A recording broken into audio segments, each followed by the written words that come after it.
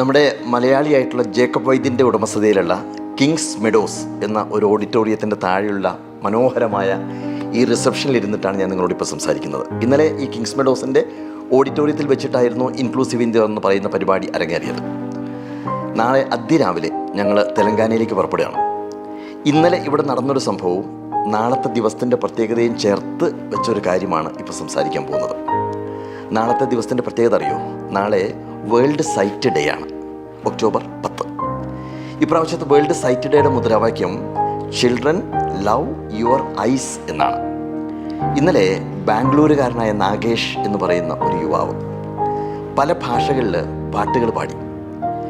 അത് കഴിഞ്ഞപ്പോൾ ഓഡിറ്റോറിയത്തിലെ ആളുകൾ മുഴുവൻ അദ്ദേഹത്തിൻ്റെ ആ പാട്ടിൻ്റെ സൗന്ദര്യം കേട്ട് മനോഹരമായിട്ട് കൈയടിച്ചു. പക്ഷേ ഞാൻ ശ്രദ്ധിക്കുമ്പോൾ ഈ നാഗേഷ് കൈകൂപ്പുന്നത് മറ്റൊരു ദിശയിലേക്ക് തിരിഞ്ഞുകൊണ്ടാണ്. കാരണം അദ്ദേഹത്തിന് കേൾക്കാനേ സാധിക്കൂ, മുന്നിൽ മുഴുവൻ അന്ധകാരമാണ്, ഒന്നും കാണുന്നുണ്ടായിരുന്നില്ല. അപ്പോൾ നാളത്തെ ദിവസത്തിൻ്റെ പ്രത്യേകത ഞാൻ പറഞ്ഞില്ലേ, വേൾഡ് സൈറ്റ് ഡേ എന്ന് പറയുമ്പോൾ ഇതുമായിട്ട് ഒരുപാട് ബന്ധമുണ്ട്. ഈ പരിപാടി കഴിഞ്ഞ ഉടനെ തന്നെ ഫാദർ ജോർജ് കണ്ണന്താനം, നമ്മുടെ അൽഫോൻസ് കണ്ണന്താനത്തിൻ്റെ ബ്രദറാണ്, അദ്ദേഹം വന്നിട്ട് എന്നോട് പറഞ്ഞു, നമുക്കൊരു കാര്യം ചെയ്യണം, ഇൻക്ലൂസീവ് ഇന്ത്യയുടെ ഭാഗമായിട്ട് ഒരു ബ്ലൈൻഡ് വാക്ക് നടത്തണം എന്നോട് പറഞ്ഞു. അപ്പോൾ എനിക്ക് എന്താ മനസ്സിലായില്ല. അങ്ങനെ ഞങ്ങളെല്ലാവരും കൂടി ഓഡിറ്റോറിയത്തിലേക്ക് വന്നു. അൽഫോൻസ് കണ്ണന്താനം സാർ ഉണ്ടായിരുന്നു, നമ്മുടെ ഈ ഇൻക്ലൂസീവ് ഇന്ത്യയുടെ ബോണിഫേസ് പ്രഭു എന്ന് പറയുന്ന ബ്രാൻഡ് അംബാസഡർ ഉണ്ടായിരുന്നു. ഞങ്ങളുടെ എല്ലാവരുടെയും കണ്ണുകൾ മൂടിക്കെട്ടി, മുന്നിൽ മുഴുവൻ അന്ധകാരമാണ്. ഈ ഓഡിറ്റോറിയത്തിൻ്റെ ചുറ്റും ഒന്ന് നടക്കണം എന്നുണ്ടെങ്കിൽ നമുക്കൊരു 2 മിനിറ്റ് കൊണ്ട് സുഖമായിട്ട് കണ്ണ് കാണുകയാണെങ്കിൽ നടന്നു വരാൻ സാധിക്കുകയുള്ളൂ. പക്ഷേ ഞങ്ങളോട് അവിടുന്ന് നടക്കാൻ വേണ്ടി പറയുമ്പോൾ ഈ ഓഡിറ്റോറിയത്തിൽ മുഴുവൻ നിറഞ്ഞിരിക്കുന്ന ആളുകൾക്ക് ചുറ്റും ഞങ്ങൾ നടക്കുന്ന സമയത്ത് തോളിൽ പിടിച്ച് നടന്നിട്ട് പോലും ചുമരിൽ മുട്ടിയും പില്ലറിൽ മുട്ടിയും അതുപോലെ തന്നെ കസേരയിൽ തടഞ്ഞും മുന്നോട്ട് നടക്കാൻ സാധിക്കുന്നില്ല.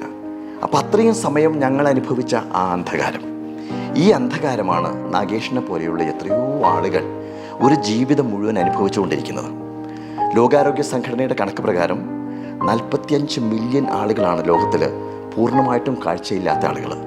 അതിനകത്ത് നമ്മുടെ ഭാരതത്തിൽ, നമ്മുടെ ഇന്ത്യയിൽ 8 മില്യൺ മുതൽ 10 മില്യൺ വരെയുള്ള ആളുകൾ കാഴ്ചയില്ലാത്തവരാണ്. ഇതിൻ്റെ വലിപ്പം മനസ്സിലാവണമെന്നുണ്ടെങ്കിൽ സിംഗപ്പൂരിലെ ജനസംഖ്യ നോക്കി. സിംഗപ്പൂർ എന്ന് പറയുന്ന രാജ്യത്ത് മൊത്തം ജനസംഖ്യ 6 മില്യനേ ഉള്ളൂ. അപ്പോൾ 8 മില്യൺ ആളുകൾ, 8 മുതൽ 10 മില്യൺ വരെയുള്ള ആളുകൾ നമ്മുടെ ഭാരതത്തിൽ പൂർണ്ണമായിട്ടും അന്ധകാരത്തിലാണ് ജീവിക്കുന്നത്. കാഴ്ച പരിമിതി ഉള്ള ആളുകളുടെ കണക്കെടുത്ത് നോക്കിക്കഴിഞ്ഞാൽ അത് ഇതിനേക്കാൾ എത്രയോ ഇരട്ടിയാണ്. ഇപ്രാവശ്യം ഈ വേൾഡ് സൈറ്റ് ഡേയുടെ ഭാഗമായിട്ട് ലോകാരോഗ്യ സംഘടന മുന്നോട്ട് വയ്ക്കുന്നൊരു കാര്യം കുട്ടികളോടാണ്. അതായത് വിദ്യാർത്ഥികൾ, 10 വിദ്യാർത്ഥികളിൽ ഒരു വിദ്യാർത്ഥി കാഴ്ച പരിമിതിയുള്ളവരായിട്ട് മാറിക്കൊണ്ടിരിക്കുന്നു. കാരണം എന്താണ്? സ്ക്രീൻ അഡിക്ഷൻ, സ്ക്രീനിലേക്കുള്ള നോട്ടം കൂടുതലിൻ്റെ പേരിൽ. അപ്പോൾ ഇതൊന്നും നമ്മൾ അറിയുന്നില്ല. അപ്പോൾ ഇത്തവണ ഈ ഒരു മുദ്രാവാക്യം ഉയർത്തിപ്പിടിക്കുന്ന സമയത്ത് നമ്മളോട് ആഹ്വാനം ചെയ്യുന്നൊരു കാര്യം കൂടിയുണ്ട്. നമ്മുടെ കണ്ണുകൾ ദാനം ചെയ്യാനുള്ളൊരു മനോഭാവം നമുക്കുണ്ടാവുക. നോക്കൂ, കണ്ണ് ദാനം ചെയ്യുക എന്ന് പറയുന്ന സമയത്ത് മരിച്ചു കഴിഞ്ഞതിന് ശേഷം 6 മണിക്കൂർ കഴിഞ്ഞിട്ട് പോലും നമ്മുടെ കണ്ണുകൾ എടുക്കാൻ സാധിക്കും. കണ്ണെടുക്കുക എന്ന് പറയുന്ന സമയത്ത് കണ്ണിങ്ങനെ ചൂഴ്ന്നെടുക്കുകയല്ല ചെയ്യുന്നത്, ഇതിൻ്റെ പുറത്തുള്ള ഈ കോർണിയ മാത്രമാണ് എടുക്കുന്നത്. കാരണം ഇതിനകത്ത് വലിയ ശതമാനം ആളുകൾ, കാഴ്ചയില്ലാത്ത വലിയ ശതമാനം ആളുകൾക്ക് ഈ കോർണിയ കൊടുത്തു കഴിഞ്ഞാൽ അവർക്ക് കാഴ്ച തിരിച്ചു കിട്ടും. അപ്പോൾ അതിന് വേണ്ടത് എന്താണ്? നമ്മുടെ ഭാഗത്തു നിന്നുള്ളൊരു അനുവാദം, നമ്മുടെ കുടുംബത്തിൻ്റെ ഭാഗത്തു നിന്നുള്ളൊരു അനുവാദം. ആ അനുവാദം ഉണ്ട് എന്നുണ്ടെങ്കിൽ എത്രയോ ആളുകൾക്ക് കാഴ്ച നൽകാൻ സാധിക്കുമെന്നുള്ളതാണ്. അതല്ലെങ്കിലോ നമ്മുടെ കണ്ണ് വെറുതെ കത്തിപ്പോവും, അല്ലെങ്കിൽ മണ്ണിലേക്ക് പോവും. ഇത് മാത്രമാണ് സംഭവിക്കുന്നത്. അപ്പോൾ ഈ ഒരു അനുവാദം നൽകാനുള്ളൊരു മനോഭാവം നമുക്കുണ്ടായിക്കഴിഞ്ഞാൽ അവിടെയാണ് നമ്മുടെ ജീവിതം സഫലമാവുന്നത്.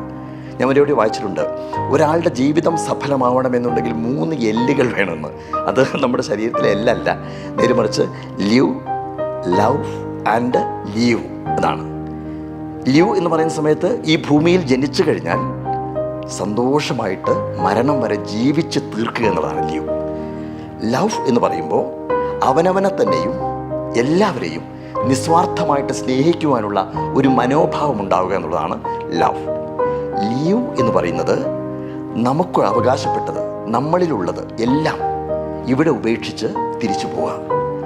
അങ്ങനെ ആവുന്ന സമയത്ത് നമ്മുടെ ശരീരത്തിൽ നമ്മൾ ഏറ്റവും കൂടുതൽ സ്നേഹിക്കുന്ന നമ്മുടെ ശരീരത്തിലെ അവയവങ്ങൾ, അതിനകത്ത് ഏറ്റവും പ്രധാനപ്പെട്ട അവയവമായിട്ടുള്ള നമ്മുടെ കണ്ണ്, അതും ഇവിടെ ഉപേക്ഷിച്ച് മറ്റൊരാൾക്ക് ഉപകാരപ്രദമാവുന്ന രീതിയിൽ ഉപേക്ഷിച്ച് പോകാൻ സാധിച്ചു കഴിഞ്ഞാൽ അവിടെയാണ് ജീവിതം സഫലമാവുന്നത്.